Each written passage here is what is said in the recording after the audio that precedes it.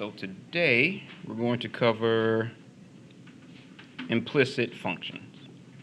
Well, the difference between implicit and explicit functions. Clean that up just a hair.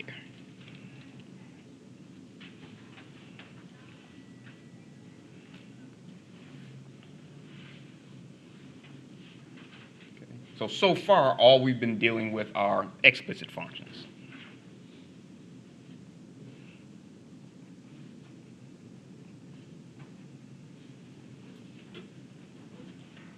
Okay. So let's say if you have y equals 3x plus 4, or h of x equals 7x squared plus 9. Then that means y and h of x are explicitly functions of x.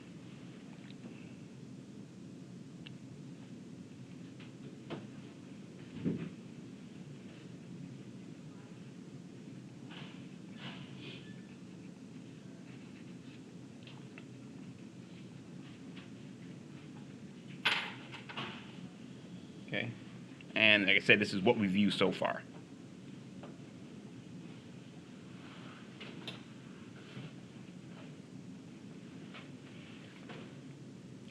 So let's say if you have something like, let's say if you take y equals 1 over x squared. Okay.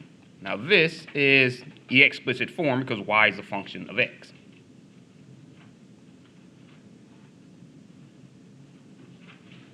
But if you take that and multiply both sides by x squared, if you have x squared times y equals 1, then here, by having an explicit form, now you have an implicit form. Because you don't have just an x variable. You have a function of x and y variables.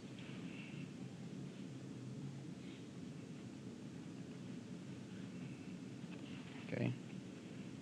So really, implicit form just means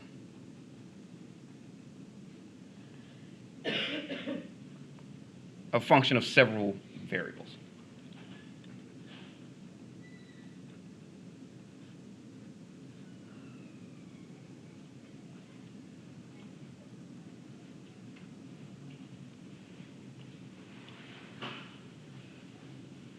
All right. So now we're going to find out how to differentiate when you have a function of several variables.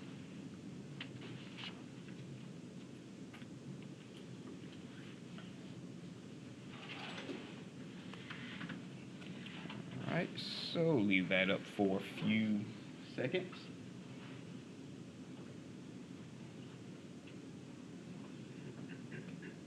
Still running.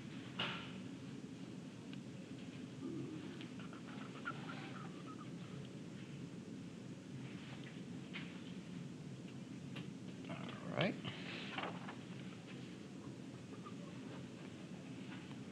Okay, so let's say if you have just a few steps. So implicit differentiation, not really steps, more like guidelines. Kind of help you differentiate.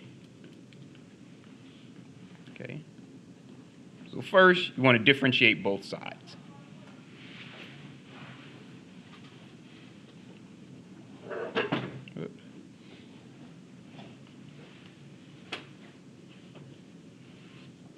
Okay, so your second step is you want to collect all dy dx to one side of the equal sign. That's only if it's necessary. Sometimes you don't have to do that. Okay. And all the other factors you want on the other side of the equal sign. Oh, didn't even put a period there.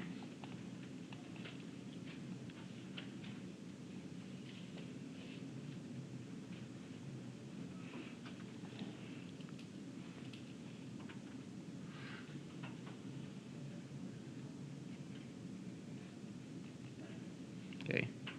Now this side, you're going to end up using the chain rule. Put a little note there.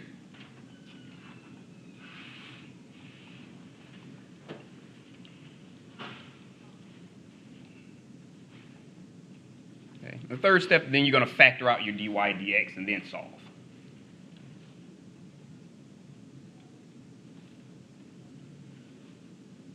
Dy dx.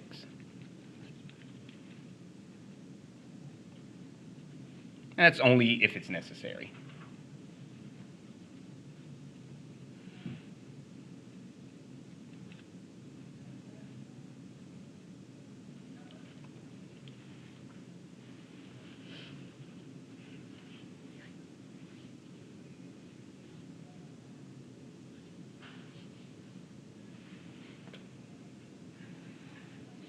All right, so let's say, for example, I want to find dy dx where y is defined implicitly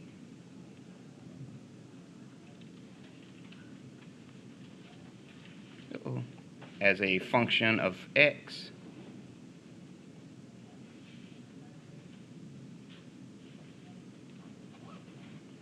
by x to the 9th plus y to the 8th equals 6.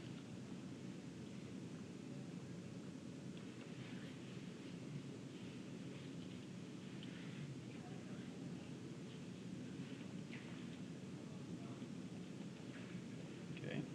So your first step is you're going to differentiate both sides. Okay. That means you're going to differentiate every term. First derivative of x to the 9th plus the derivative of y to the 8th equals the derivative of 6. Okay. Now once you do that, derivative of x to the 9th, you're just going to bring down your 9 and subtract 1.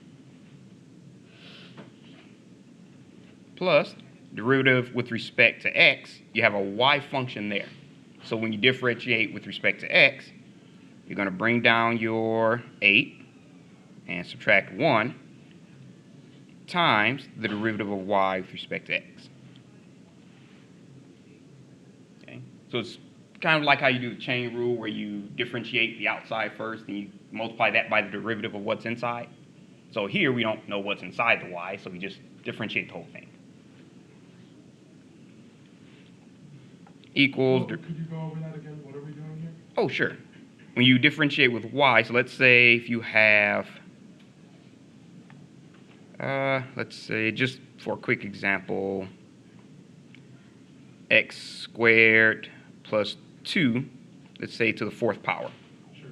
And if you want to differentiate that, let's make that y. Okay. So if we made that y, let's say if we let u equal x squared plus 2. Which means our derivative of u with respect to x would just be 2x. Okay. So we have those two. Okay, so we have our y here. So if we wanted to differentiate y with respect to x using the chain rule, we could now rewrite that as y equals u to the 4th power. So if we wanted to differentiate that, derivative of y with respect to x would have to equal the derivative of y with respect to u, which means we'd bring the 4 down and subtract 1, times derivative of u with respect to x. Yep, to give that a little more room.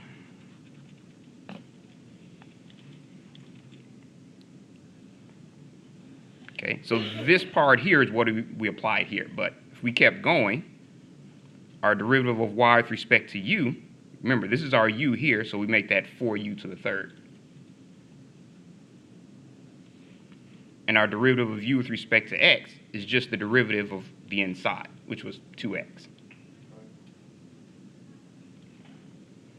Okay, so if we just replace our u this just becomes 4x squared plus 2 to the third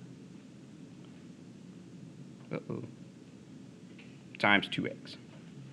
Okay. So all we did here was just take this part and leave it as dy dx. All right. So why are we not multiplying x by dx